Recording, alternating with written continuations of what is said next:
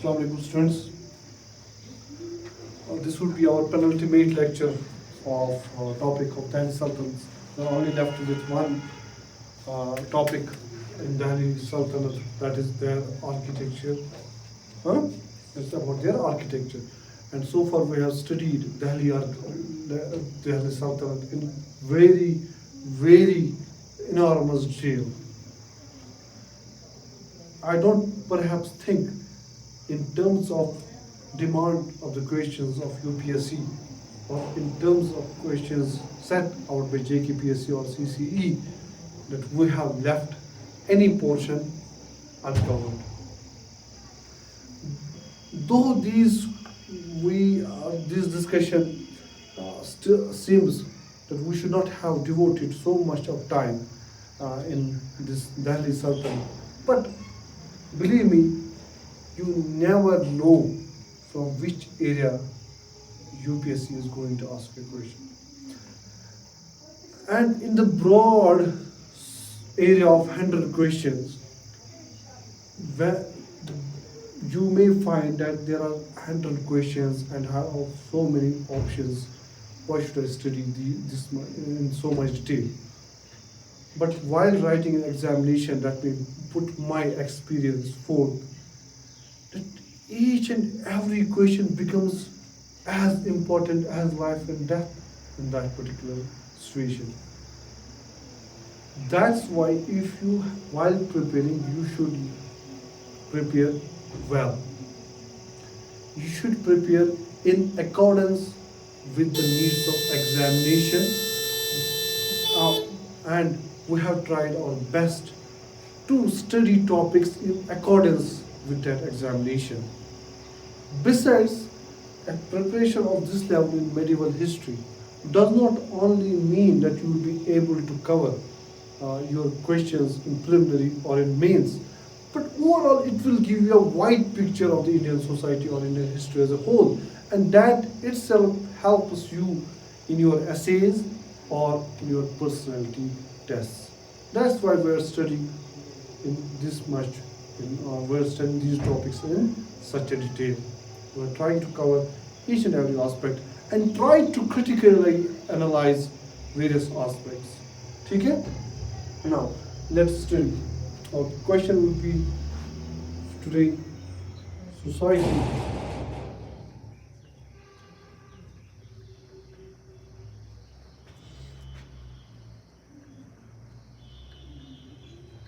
I have not society under Delhi, I have written society during Delhi Sultanate.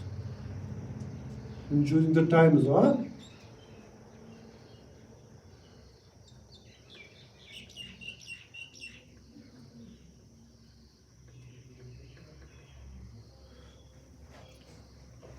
we won't be writing in detail, but I will be explaining few points, and emphatically, I'll be putting some points where I will emphasize more.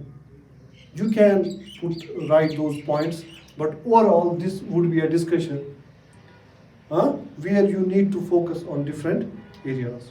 Now, come.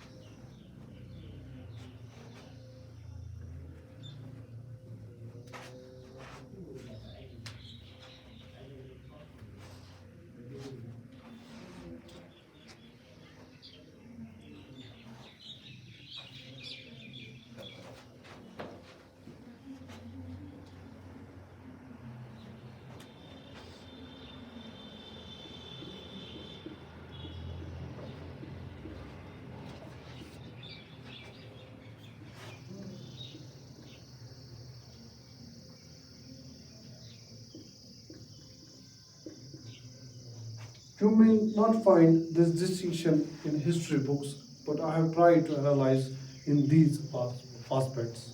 Now, if we'll find aristocrats की अब जब हम बात करेंगे, यहाँ हमारा सुल्तान,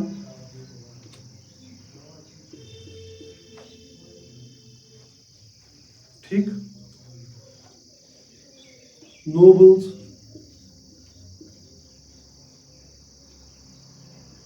clergy, and some other important officials. ठीक है? That's the point. What kind of life did they lead?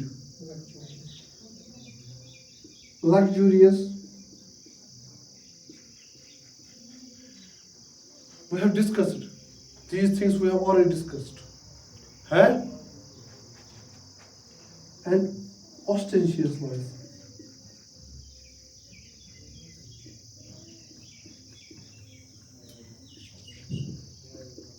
हाव भाव का बड़ा शौक रहता था, ठीक है, जिसको रॉयल लाइफ कहते हैं ना, कि इवन जैसे इस्लामिक सिटीज वेस्ट में हुआ करती थी, वेस्ट एशिया में, वैसे ही लाइफ दिल्ली सुल्तान्स और उनके नोबल्स और उनकी क्लर्जी जिया करती थी, ठीक है। इवन सुल्तान्स अपने लिए बड़े बड़े पैलेसेस बनाते थे। हमें इब्ने बतूता ये भी कहता है, जो मोहम्मद बिन तुगलक का पैलेस था, it used to be surrounded by very lofty gates. You know, when we used to enter, we would find a palace of 1,000 polished wooden pillars. ठीक है, ऐसा पैलेस जहाँ thousands of pillars हुआ करते थे वुडन, ठीक है, हाँ।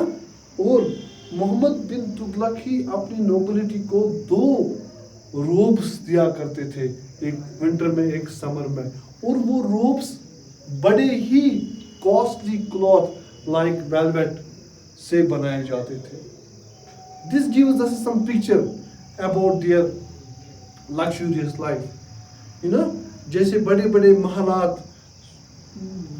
एंशिएंट इंडिया में हमें किंग्स के देखे थे, ऐसे ही दिल्ली सुल्तान्स ने भी अपने वक्त ये ऐसे महलात बनाए, ऐसे पैलेसेस बनाए। साथ ही में नोबल्स ने भी कोई कसर बाकी नहीं रखी, उन्होंने भी साथ ही में बड़ी लग्जूरियस लाइफ गुजारी। This is generally an idea, ठीक।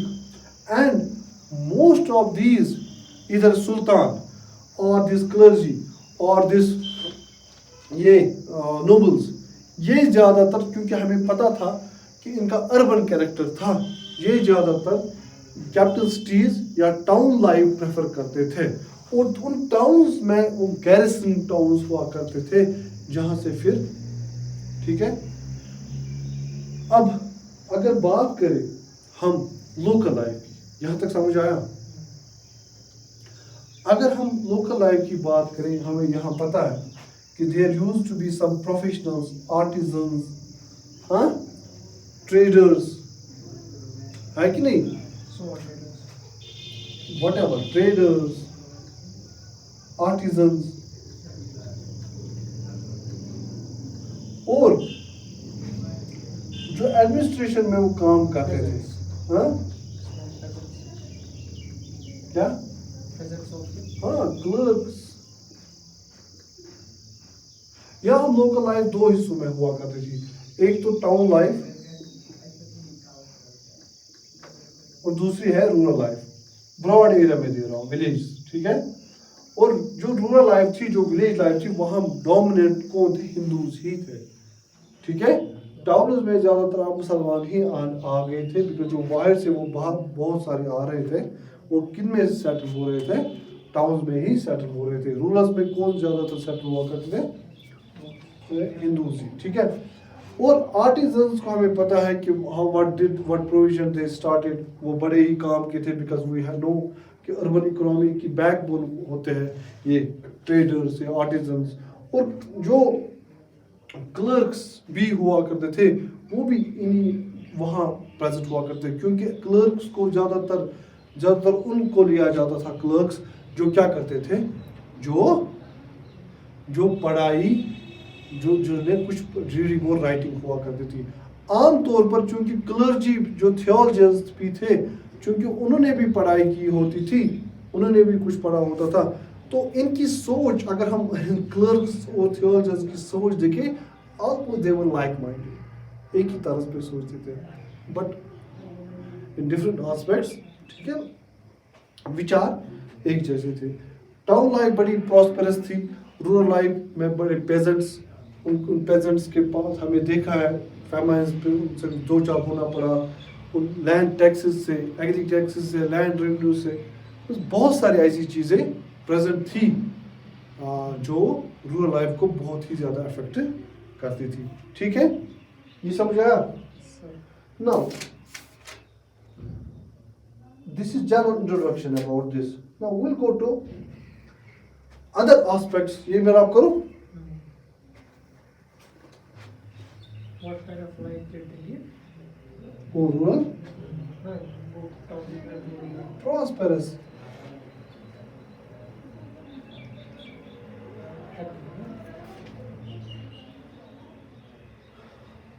اگر ہم دوسرے آسپیکٹس کی بات کریں,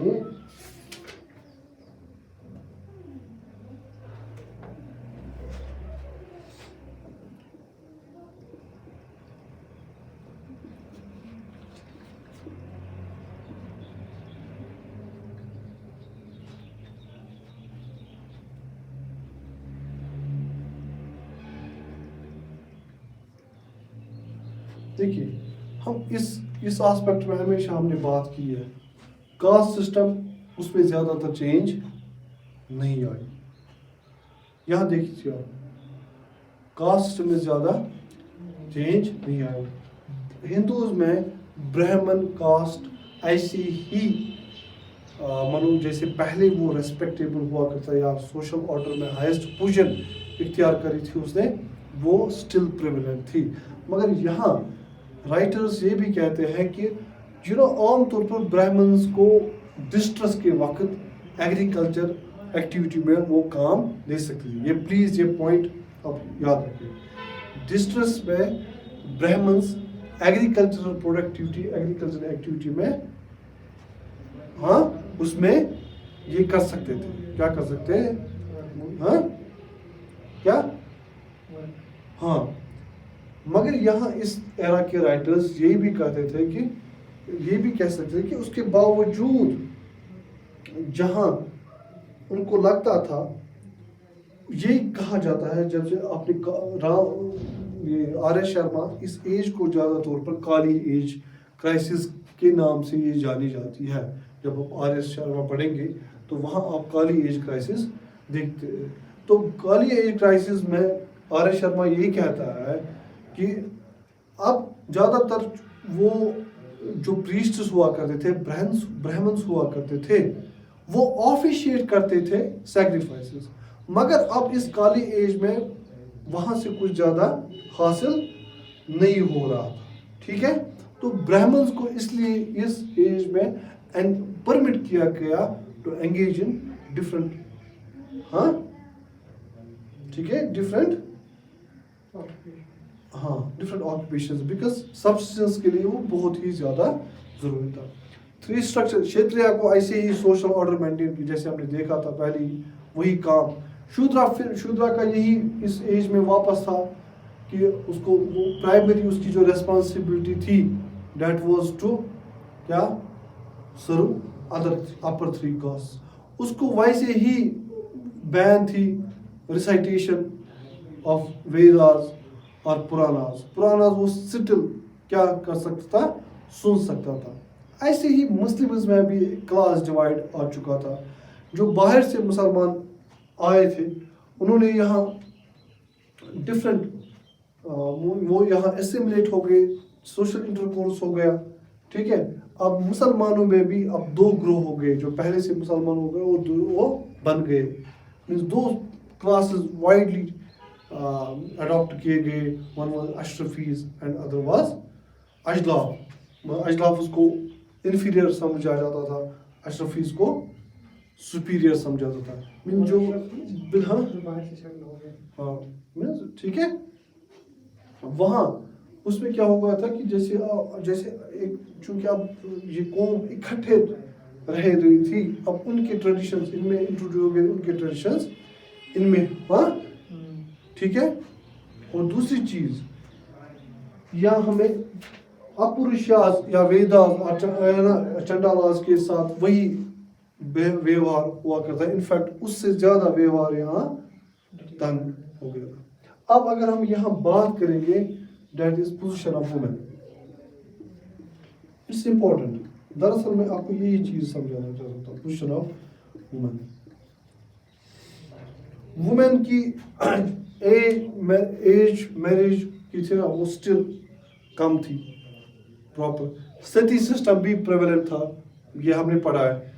हाँ, विडो रीमैरिज बहुत ही मतलब उसमें बहुत सारी ऑब्स्ट्रक्शन थी, वो स्पेशल ओकेजन्स में विडो को शादी करने की इजाज़त थी, ठीक है।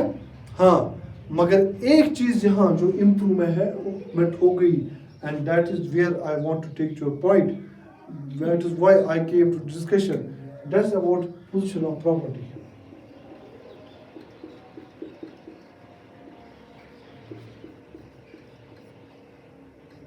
वुमेन को प्रॉपर्टी का हक, खासकर जो अगर सनलेस विडो हुआ करती थी, she could inherit property, and not only this inherit a property, कि वो बेच भी सकती थी, means she could not only act as a custodian, rather she could also cell it. Means women property के स्टेटस में वुमेन का status थोड़ा बहुत ठीक हो गया। अब पर्दा सिस्टम की अगर हम बात करें, चूंकि बाहर से अरब आए, तुर्कस आ गए, उन्होंने अपना एक सोशल कस्टम पर्दा सिस्टम का साथ में लाया, ठीक, हाँ। और यहाँ का जो हाई क्लासेस थे, राजपूत, ब्राह्मण्स, ताकि उनकी औरतें गेज किसी इंट्रूडर्स या इन्वेडर्स की गेज से बच सके, तो उन्होंने ये कस्टम अडॉप्ट करना स्टार्ट हो गया। तो नॉर्थ इंडिया में वाइडली इस पर्दा सिस्टम को एक्सेप्टेंस मिली, ठीक है। और साथ ही में फिर ये इसको मैटर ऑफ प्रिविलेज भी देखा जाता था और मैटर ऑफ रेस्पेक्ट भी देखा जाता था। आमतौर पर ये ज़्यादा ये पर्दा सिस्टम नॉर्थ इंडिया में अडॉप्ट किया गया, reason being some other thing to prevent their family, to prevent there wives from the gauge of intruders, ठीक। ये समझा। Now it's nature of state, जहां परसों हम बात कर रहे थे।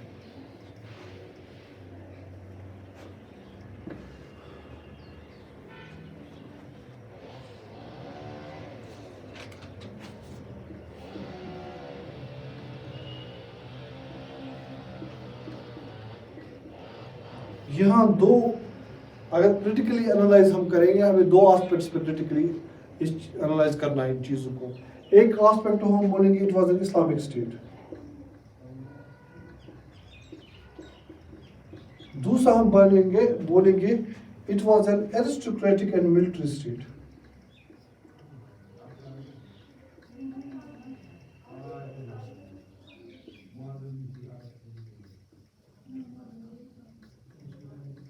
मैं जल्दी थोड़ा एनालाइज करूंगा, ठीक है।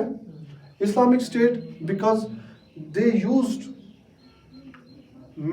used to show obedience to the Islamic खलीफा, हाँ, वो जो रूल्स बनाते थे वो भी शरिया के अंडर थे। जैसे फिरोज शाह तुगलक ने सारे टैक्सेस क्या किए, खत्म, सिर्फ वो चार रखे जो इस्लामिक थे। और जो जब स्टेट को भी कोई फैसला लेना पड़ता था, ये थियोलॉजियन से, क्लर्जी से मशवरा करते थे, फिर जाके, हाँ, ये क्या करते थे, ये फिर वो फैसला लेते, ठीक है। और किसी भी हिंदू को ओपनली, हमने फिरोज शाह तुगलक के वक्त भी देखा कि क्या देखा कि जो ओपनली پریچ کرتا تھا، اس ایک برہمن اوپنلی پریچ کرتا تھا، اور جس نے پروفیٹ محمد صلی اللہ علیہ وسلم کے خلاف بھی کہا تھا، اس کو زندہ جلایا گیا. ٹھیک ہے؟ ہاں،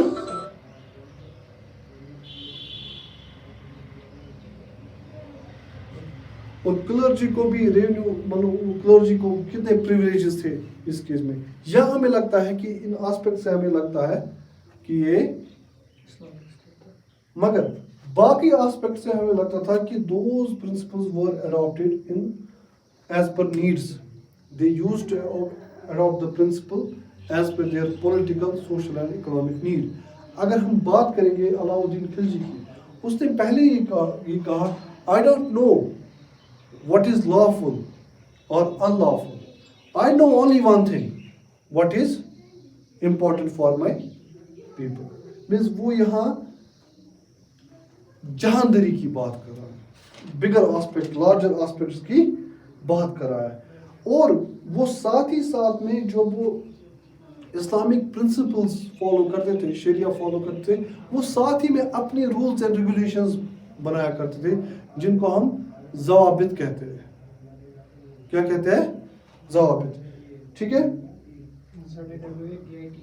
ہاں، ZAWBIT. اور جب ہم بات کرتے ہیں کس چیز کی، کہ دے یوز ٹو امپوز جزیہ، مگر ساتھ میں ہمیں یہ بھی دیکھنا ہے کہ جزیہ کو بھی جب امپوز کیا گیا، وہ بھی ان دا فارم آف پریولیجز. وہ برہمنز پہ پہلے امپوز ہی نہیں کیا گیا. And jizya was part of a land tax until Firoz Shah Tughlaq. It was only separated during Firoz Shah Tughlaq. یہ سیپریٹ ٹیکس بنایا گیا، اور پہلی بار اسی کے ٹائم کن پہ؟ کن پہ؟ ٹھیک ہے، اس کو برہمنز پہ بھی اپلائی کیا گیا. اور پہلا تو یہ تو راجپوتس پہ بھی، جہاں جہاں ان کو لگتے تھے یہ پریولیج کلاس ہے، ان پہ یہ جزیہ. ٹھیک ہے؟ means purely it was, we can say that there were principles adopted, Islamic principles. شریعہ کی کچھ قانون کو استعمال کیا جاتا ہے، فیصلے لینے میں شریعہ کے قانون کا استعمال کیا جاتا ہے، مگر overall state was not purely an Islamic state. Rather they used ideas or they used various things to expand their power. ان کے اس میں اسٹیٹ بیوروکریسی میں ہندوز بھی تھے، ان کے اسٹیٹ کلرکس میں ہندوز بھی تھے، ان کے پھر نوبلٹی میں بھی ہندوز آ گئے، ہے کہ نہیں؟ ہاں. اور اگر ہم ریلیجس فریڈم کی بات کریں، زیادہ تر تو یہ آپ یاد رکھیں، یہ برانی یہ کہتا ہے کہ it was not a purely Islamic state. ٹھیک ہے؟ ریلیجس فریڈم کی جب وہ بات کریں گے، ہندوز اپنا، تب تک ہم بولیں گے کہ it was a secular state with a limited toleration. جب تک اوپنلی کوئی پریچ نہیں کرتا تھا، یا عام حالتوں میں اسٹیٹ بڑی ٹالریٹ کرتی تھی جب کوئی جنگ ونگ نہیں ہوتی تھی، مگر جب کوئی ایکسٹرا آرڈنری سچویشن آتی تھی، it used its various machineries to exploit. وہ ریلیجس فریڈم ختم ہوتی تھی. ٹھیک ہے؟ We can say it was a secular state with a limited toleration, مگر انڈر آرڈنری سرکمسٹینسز. مگر ایکسٹرا آرڈنری سرکمسٹینسز میں یہ ریلیجس فیچر زیادہ ڈومینیٹ کرتے تھے. سپوز اسلامک قانون کی، اسلامک شریعہ کے حساب سے ٹیمپلز، نئے ٹیمپلز بنانا الاؤڈ نہیں ہے. وہ تو ہم نے پہلے ہی جب قوت الاسلام ماسک بنائی گئی تھی، تو وہ تو وشنو ٹیمپل کو ہی ڈینیگریٹ کرنے کے بعد اس کو اس کو کنسٹرکٹ کیا گیا. ٹھیک ہے؟ اور پرانے ٹیمپلز کو ٹھیک کیا گیا. ٹھیک ہے؟ وہ چیز تو ہم نے دیکھی ہے نا. مگر اتنا الاؤڈ تھا. یہ تو عام طور پر ٹاؤن میں ہوتا تھا کہ نہیں، مگر رورل ایریاز میں ٹیمپلز کو کنسٹرکٹ کرنا they were allowed because وہاں مسلم پاپولیشن ڈومینیٹ نہیں کرتی تھی. اور ساتھ ہی میں inside the privacy of his premises کوئی بھی اپنا ٹیمپل بنا سکتا تھا، مگر ایکسٹرا آرڈنری سرکمسٹینس میں یہ لمیٹڈ ٹالریشن ختم ہوتی تھی. ٹھیک ہے؟ then we have seen those instances جب ہم نے یہ دیکھا تھا. اور کیا اب ہمارے پاس ایک اور سوال, what about slavery? Slavery present تھی, ٹھیک ہے. بہت ٹائپس آف یا تو پرچیز کیا جاتا تھا یا وار میں اس کو وار سے وہ پرزنرس آف وار کو سلیوز بنایا گیا. وہ میرا پوائنٹ نہیں ہے, ہمیں یہ پتا ہے کہ سلیوری اس ایرا میں اس ایج میں پریزنٹ تھی. But let me make a sharp distinction here between domestic worker and a slave. اگر ہم ڈومیسٹک ورکر اور سلیو کی بات کریں, ڈومیسٹک ورکر کی کنڈیشن بہت ہی زیادہ ڈیپلوریبل تھی, بہت ہی زیادہ خراب تھی as compare to slave, because a master was obliged to pay food, to provide food to his slave, but while the same was not guaranteed to a domestic worker. And even slave could inherit property and marry. ٹھیک ہے, ہاں ٹھیک ہے. They weren't treated harshly. They were allowed to marry and own property. کون, personal property. But overall slavery کو degrade کیا جاتا تھا, اور یہ بڑا میریٹوریس سمجھا جاتا تھا کہ اگر کسی سلیو کو ہم فری کریں. اگر آپ کے پاس کویشچن آئے گا کہ سلیوری پریزنٹ تھی, آپ بولیں گے ہاں. سلیوری اور ڈومیسٹک ورکرز میں کس کی لائف زیادہ ٹھیک تھی؟ دونوں کی خراب تھی, مگر زیادہ ٹھیک کس کی تھی؟ کم خراب کس کی تھی؟ ہم بولیں گے خراب تھی, مگر کم خراب سلیو ہی کی تھی جب as compare to domestic worker. These are various areas of social aspects, broadly speaking, I did not go into a very minute detail of each and everything, but ایک statement based questions کے لیے آپ کا ایک concept build ہو گیا. اور ساتھ ہی میں رضیہ سلطان کے وقت میں نے آپ کو ایک phrase پڑھایا تھا, ایک term پڑھائی تھی, جب میں نے بولا کہ منہاج السراج what did he think of women. ٹھیک ہے, وہ آپ یاد رکھیں گے اور ایسے پھر آپ آنسر فارمولیٹ کر سکتے. These are broad aspects, this help you to cover wide range of area about society during Delhi Sultanate. This was our penultimate topic about Delhi Sultanate. Now we are only left with one topic of Delhi Sultanate, that is about its architecture, glory of its architecture, innovations, new introductions about its architecture, and how did it improve and what were the changes made during the Mughal period. وہ تو ہم Mughal period میں ہی دیکھیں گے, مگر فی الحال we are done with this topic. Thank you so much. I hope this topic will be clear to you. تو آپ کو یہ چیزیں سمجھ آئی ہوگی. Thank you so much. اللہ حافظ.